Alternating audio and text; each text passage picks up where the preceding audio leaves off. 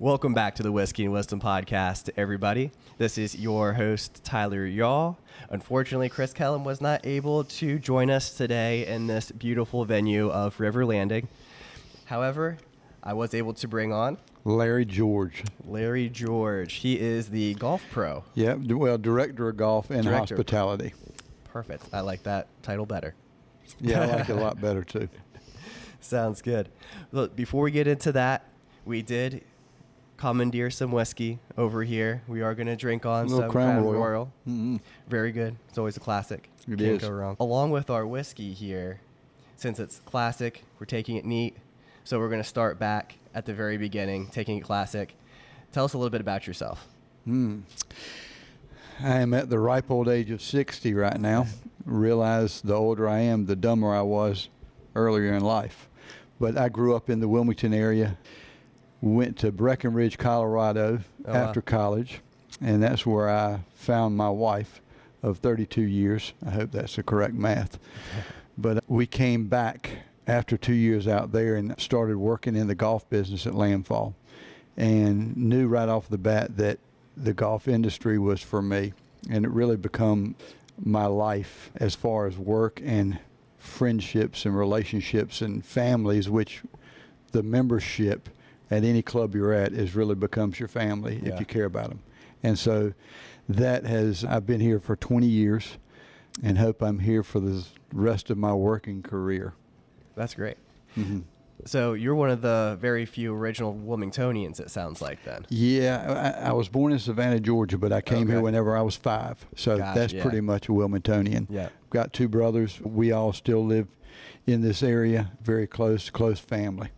Oh, that's awesome. Mm-hmm. So what brought you out to Breckenridge from Wilmington? Because that's complete opposite. You went from the coast to the mountains. Yes. I love skiing. And what Lauren said to us before, how she missed school, I did not. I needed to get far away from it. So wanted to just go ski and get really, really good. I was already good, but I wanted to get better. Okay. And worked for ski school out there at Breckenridge. That's where I found Patty. Knew that I love skiing. Lived out there for 2 years, probably would have stayed out there forever, but decided to come back here and I will say start a career. So that's what we did. So how hard was it to get Patty to come to the coast from the mountains? You know, it was not hard at all. I think at the time she was in love, and so she was willing to follow me all the way back here. Long way to go. The first year she was here, she lived in the ocean. Because, you know, we have humidity here, and they do not have humidity out there. She's from Montana. So you said you started over at Landfall. Yeah. Right? Yeah. And so when you started in that capacity, were you kind of going all in there and knew that this is what you wanted to do right away, or did it take a little bit of kind of getting your feet? I knew what I wanted to do before I went back there. I had worked grounds maintenance there before, during college. And then I ended up going to Breckenridge, and whenever we were coming back, we said, you know, one of us needs to work in the golf business, the other one needs to work in the airline business. That's smart. We're young. We thought prayers were answered. I think I applied at like 13 or 14 different golf courses, and none of them were hiring because I was so green and new. Mm-hmm. And I went to a friend of mine that I had worked for that was the director of golf and president at Landfall at the time, and I said, listen, I just want a job. I work for free. Yeah. And Drew Pearson was very good to me. I was already probably 26 years old, so it was not hard. I was mature. I had good work ethic, so it was not hard to, I'll say, shine above the other talent that was there. Yeah. They were just young. They were still having a good time, and I was past that time. Very good. That's probably more important to them than the experience on the grounds. Right? Yeah, absolutely. Yeah, they wanted somebody that was honest and that would work hard. Yeah. So I couldn't even imagine what it would be like to work grounds crew on a golf course, because, like, especially out here too, it's just immaculate everywhere. Yeah. So the attention to detail must be second to none. Good leadership is what a good superintendent. It's amazing to me because I play the game. So whenever I play the game, it's a game. I'm not looking at everything. When they play the game, they see everything out there. If anything's out of order, if there's a spot on a green that's the size of a dime, they'll know it. Oh, wow. It's just amazing. Good superintendents mean everything. So when we're recording this now, it's in November. So I know it's not probably as green as it possibly could be in the most prime conditions, but it still looks beautiful out there. Yeah. How are you able to accomplish that? Obviously, we have two good superintendents here, Chris Humphrey and Chris Futrell. They have been here longer than I've been here. Okay. So they know the place in and out. Without them, I do not believe we would be in the condition that we're at. Without a doubt, the credit goes to them. That's awesome. Very good. So what brought you from Wilmington out here to River Landing? You know, not to confuse you, but whenever I was at Landfall for 7 years, and Patty and I wanted to go back out west, went to a place called in Colorado Springs, a place called the Broadmoor. Okay. It's a 5-star, 5-diamond resort. Wonderful 700-room, just unbelievable. And ended up working there for 2 years, and my father passed away. And at the time, I still had a sister that had cerebral palsy, so it was very important for me to come back to this area and try to help my mother with my two brothers raise her. You know, she passed away maybe 7 years ago, 8 years ago at 47. But she is the reason, probably the greatest gift besides life itself for all of us boys. That's really neat. But that's what took us out to the Colorado Springs, to the Broadmoor. And then we came back here because we packed it up, said we're coming back here no matter what. While we're driving across the country, a friend of mine called and asked if I wanted a job at Echo Farms. Mm-hmm. And I said, certainly. Didn't have a job. I just knew I was coming back. So I stayed there for 5 years. And then in 2003 is whenever I started here at River Landing, because they started in 96. They opened up. And I had played it actually before I went to the Broadmoor to work. And you could see at that time, 18 holes, how good the Murphy family wanted to make it. And it was great then. It continues to be great. With 36 holes, it's just tough to beat. Yeah.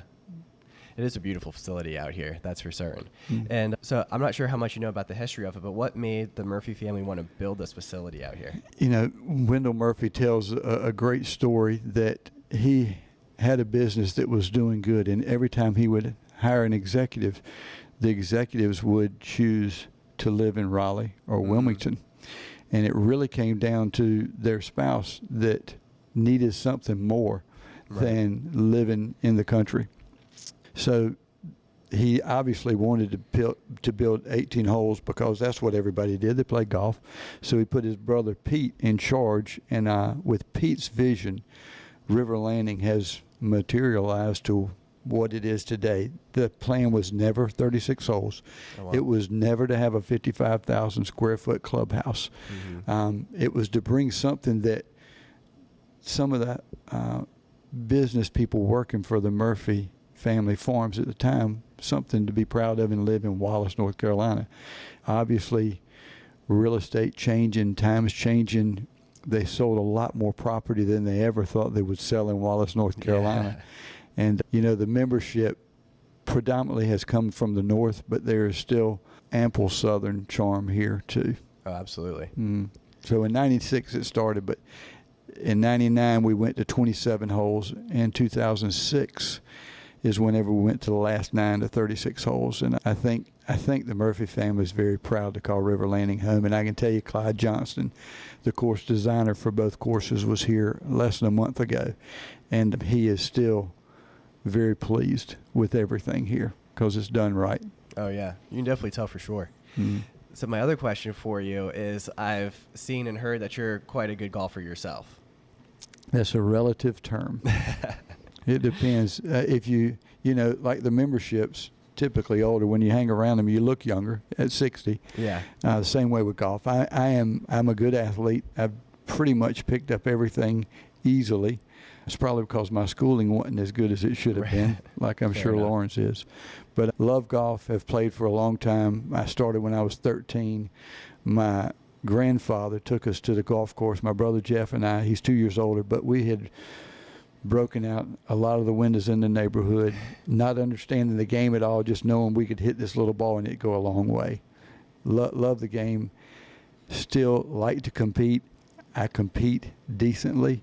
Probably not quite as good as I used to, but again, whenever you understand the golf business, it is a business. I'm a golf professional.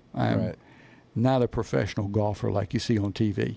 I've been able to qualify in a couple of PGA Tour events that have been very special. The senior PGA I played in last year, so I still like to compete. That's awesome. Mm-hmm. Is that kind of what keeps the love for golf kind of burning inside you, is the competitive portion of it? You're playing the course itself when you go play. Now, will you gamble a little bit? Absolutely. Love it. Yeah. Love to rib. Love to win a bet and it costs you more in the bar than what you won. Yep. That's the fun of it, with fellowship and friendship. That's what the game brings. But if I'm out there by myself, it's still competitive, because you're really trying. Somebody was smart enough to make par, 72, and now you go out there and you try to beat it every time. Right. Mm. So I assume that you've played all 36 holes here pretty often. Is that true? Yeah. Try to. Yeah, without a doubt. I probably play in the golf business. Most people do not play as much golf as I do. First off, my wife Patty loves to play golf, so we can always play when it's light. Longer in the day, we'll go out and play 9 just about every day. Most golf professionals have families. We don't have any kids, and so we're out there a lot more than what most golf professionals are. That's really neat. So when you're out there playing even just the 9 holes, do you find a new way to hit the ball almost every time you go out there, or do you pretty much have a feel for what you're going to do when you stand up to the tee? I think you pretty much got an idea, playing the course as much as you do. Golf is about making the lowest number you can make. It's not necessarily about perfect shots. I'm a perfectionist, so you're always trying to make shots. Did you shoot 67 today? Yeah. Was it a good 67? It could be. It could be a bad 67, which everybody would kill for a 67. Right. But you want to calculate your shot, the yardage, the wind, the shape, and then you draw a picture in your mind, and then the goal is, can you duplicate that? That's what you're trying to do. That's why when we hit some balls on the range, we were talking about setup. Right. A little bit more talking about how to make the ball spin one way or the other, the trajectory, by the way you set your shoulders. Right. Those are things that I call it an addiction. It's a good addiction, but you want to go out there and create those shots that are in your mind. For someone, I guess like myself, because a lot of our listeners tend to be like young professionals, and a lot of the conversations I have is, we know we should be on the golf course because everyone talks about in the business world that that's where deals are made and fellowship is made and the community is made. What is some advice that you would give to someone in their late 20s, early 30s that are interested in the game of golf? The first thing I would tell you is to not spend your money on new clubs, but to spend your money on instruction. Whenever we were young, we certainly we were not members of a country club. We didn't have money for lessons. And I relate it to trying to graduate high school with no teachers, because that's what happens. I would go to UNCW, where you went to school. Yeah. I'd go out in the open field before any of those fields were ever there. It was huge. And I had me a shag bag of balls, and I'd hit them, and I'd go to the other end, and I'd hit them back because I couldn't afford $5 for a basket of balls. But instruction is critical to improvement and probably as much satisfaction as anything. Yeah. I think it makes a lot of sense, too, because I've spent a lot of money at Topgolf.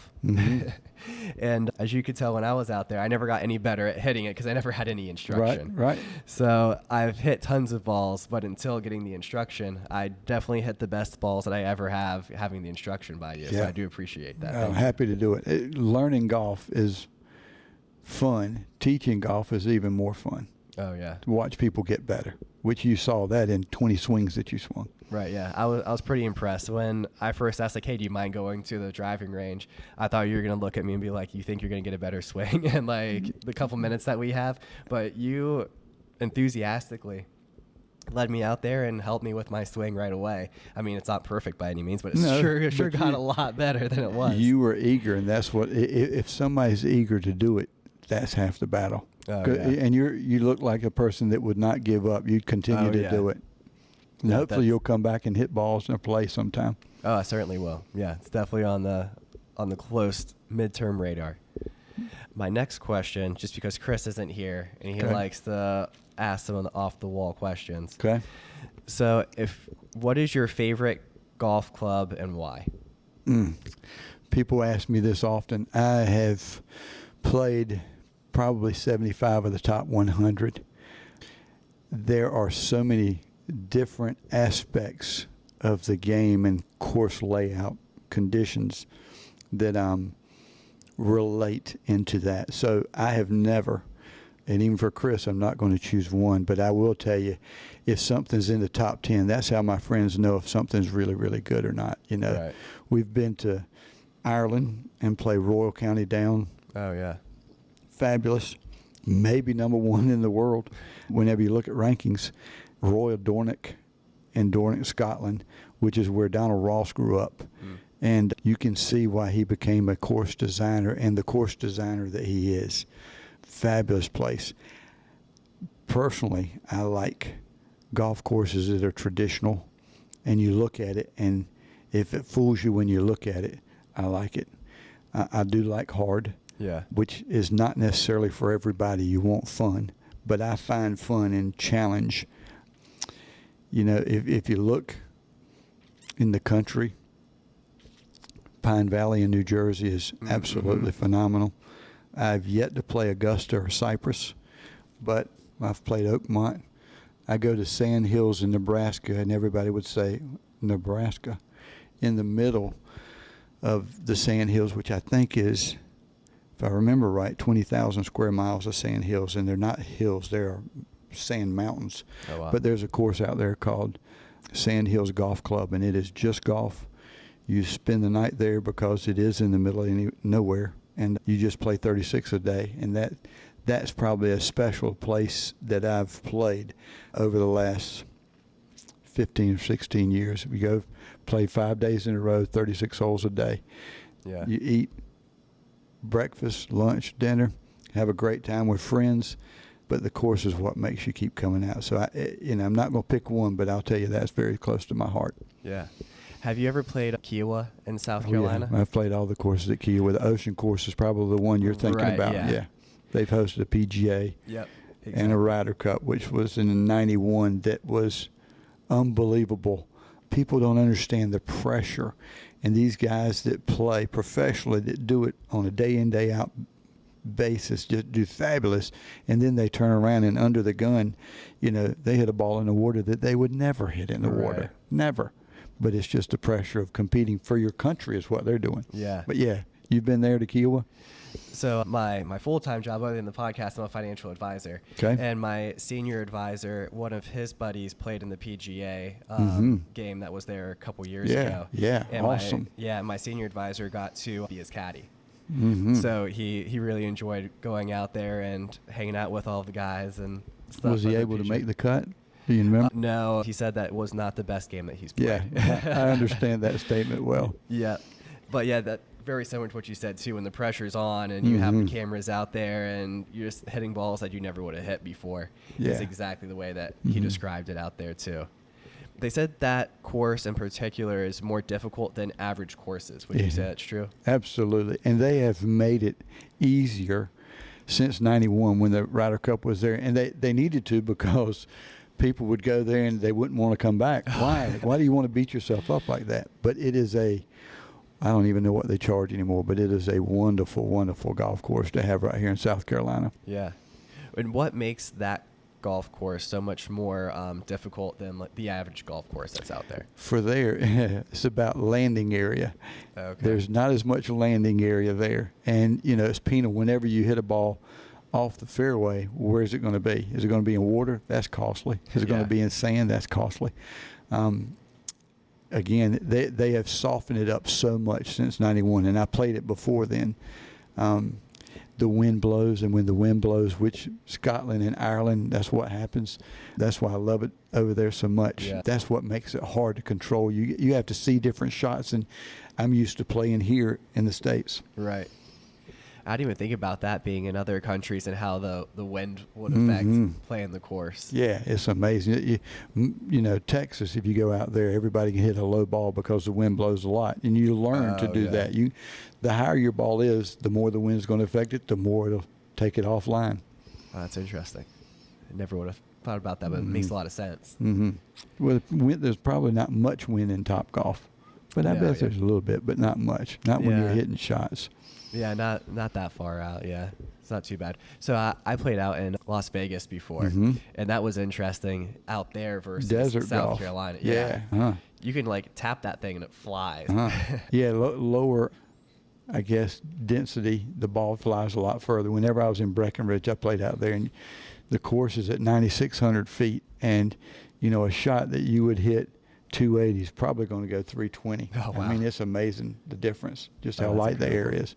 One of our favorite questions to ask is, what would you describe as success? So whether that's in the game of golf, professionally, or personally, or all three. I guess the first thing I'd say is success is enjoying the game. It is a game. It's supposed to be played as a game. And if you're not enjoying it, I would be the first to tell anybody to stop playing it. Right. It can show your character, and it's easy to get upset. If getting upset made you better, I'd say get upset, but it usually makes you worse. I've not seen many instances on that, but success is enjoying the game, because that's what it is. It's just a game. From a business standpoint, it is a business for me, and it's really about making the membership happy, their guests happy, and creating an experience which I've never had a bad day here, never had a bad review or somebody come in and say the golf course is bad or this was wrong. And at Echo Farms, where I was for 5 years, there was a big difference. It was something that you're trying to make people happy, and you didn't have the same facility that we have here. So job's pretty easy making people happy. The game, if they're unhappy, it's probably because they didn't hit the ball as good as they wanted, not because the course was in bad shape. Fair enough. So with what you do around here, with the business part being said, what does your day-to-day look like? A lot of running around. Yeah. And when I say that, with the Director of Hospitality title, we have a hotel here, 70 rooms. We also have some cottages and suites, but we have a Mad Boar restaurant. Right. We own the convenience store across the street. Okay. On top of the 36 holes in this clubhouse, the biggest part of my job is two things. It's managing managers, making sure they have the tools that they need to do the job that we want them to do. The other is really dealing with the membership and the customer base, making sure they've got great experiences. And if they haven't, which nobody's perfect, hopefully we can try to find a way to make them happy. Yeah. Yeah, I didn't realize that you were in charge of the hotel and the Mad Boar and everything out front, too. Wow. It's something that happened after Florence 5 years ago, I guess, 5.5. The GM had left that time, or Director of Hospitality, so they asked me to step in. It's a unique role here at River Landing that is a little different than most clubs, but working for the Murphy family, I would say this: they do some things different, but they're like a quality venue, if that's a hotel or if that's the convenience store or the Mad Boar or this clubhouse. They do everything right, and they're willing to challenge themselves to do it the best way possible. They're not just going to listen to necessary trend that the industry may tell them to do. Talk about making it more challenging. Can you tell us a story about how Mad Boar was made? Pete Murphy, which is Wendell's brother, that wanted to bring something to this area. He actually went overseas, and I can't remember. I'm pretty certain the bar came from Ireland. Have you been in there? I have, yeah. Yeah, often. it's awesome place. But he had the vision to make it what it is. And we originally started with the right side being a fine dining, and we were doing that because of the membership and what they were looking for. And the Mad Boar restaurant, the other side, was really there for the day-to-day meat and potatoes kind of people that I am. And somewhere down the road, you realize that people weren't looking for fine dining; they were looking for casual fare. They wanted to have a good time. They wanted to sit in a pub and drink a beer or whiskey, and talk and have a good time. And so it sort of has metamorphosed into that situation. Yeah. But if I remember correct, it would have been in '99 whenever they built the Mad Boar. Oh, wow. Okay. And it still looks fabulous. It's a great restaurant. Yeah. I really appreciate the electric chargers that are out front too. So I drive a Tesla.